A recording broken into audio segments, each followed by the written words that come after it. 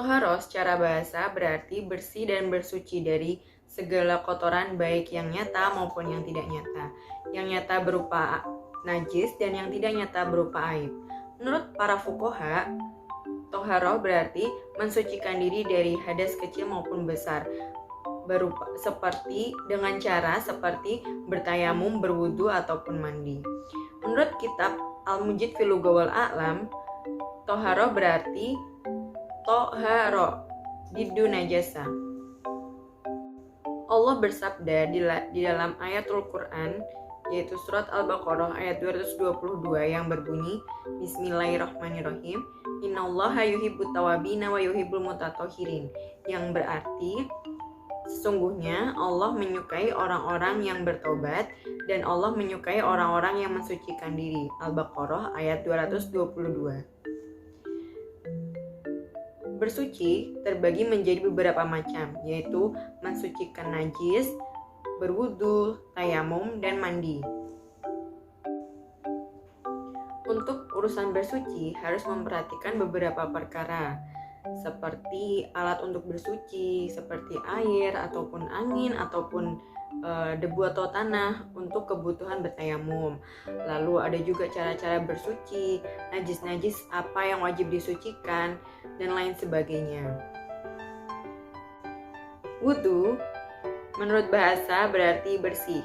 Menurut istilah syara yaitu membasuh bagian tubuh tertentu dengan air yang mensucikan ataupun air mutlak dengan tujuan untuk menghilangkan hadas kecil sesuai rukun dan syaratnya. Selanjutnya ada tayamum. Tayamum di sini secara bahasa yaitu berwudu dengan debu ataupun pasir. Secara istilah yaitu membasuhkan atau mengepakkan debu ke kedua tangan hingga siku dan ke muka.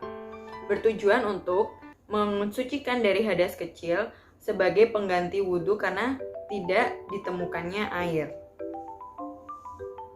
Lalu yang terakhir yaitu mandi wajib ataupun dapat dikatakan sebagai mandi besar ataupun mandi junub.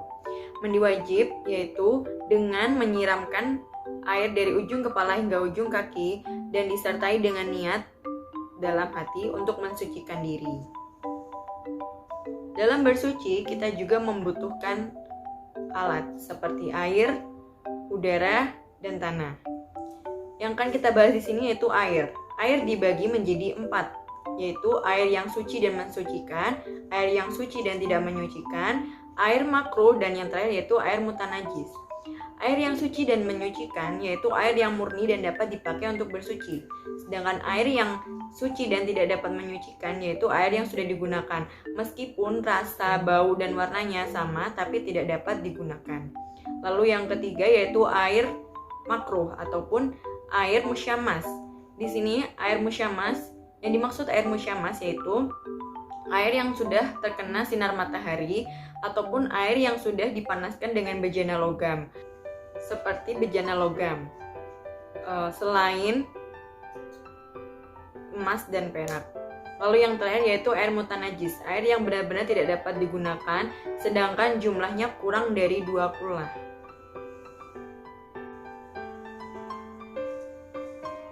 Setelah berbicara mengenai air, macam-macam air, kita akan menuju macam-macam najis. Najis dibagi menjadi 3 macam. Yang pertama yaitu najis muwaffafah, yang kedua yaitu najis mutawasitoh, dan yang terakhir yaitu najis mughalladoh. Najis muwaffafah atau najis ringan ialah air mani bayi yang belum pernah memakan sesuatu kecuali ASI dari ibunya. Lalu yang kedua yaitu najis mutawasitoh, yaitu air yang keluar dari kubul dan dubur dari manusia maupun binatang kecuali air mani. Lalu yang terakhir yaitu najis mughalladoh, yaitu najis yang disebabkan dari anjing ataupun babi. Bagaimana cara menyucikannya? Yaitu menghilangkan benda najis tersebut lalu membasuh sebanyak 7 kali dan berwudu. Setelah menyebutkan macam-macam najis, lalu ada pula najis yang dimaafkan. Yang pertama yaitu bangkai hewan yang darahnya tidak mengalir, Lalu selanjutnya ada pula darah bisul dan sebangsanya, kotoran yang sangat sedikit ataupun najis yang sangat sedikit, kotoran ikan di dalam air, dan yang terakhir yaitu darah hewan yang mengenai tukang jagalnya. Selanjutnya ada pula tujuan toharoh. Yang pertama, untuk menyucikan diri dari hadas kecil maupun hadas besar, dan sebagai syarat sahnya sholat ataupun syarat sahnya seorang hamba. Lalu yang terakhir yaitu hikmah toharoh. Yang pertama yaitu memelihara kesehatan, yang kedua yaitu tuntutan fitrah, lalu yang terakhir yaitu untuk menyucikan dari hadas kecil maupun hadas besar, dan mendapat hikmah yaitu membersihkan dari kotoran intawi. Terima kasih. Wassalamualaikum warahmatullahi wabarakatuh.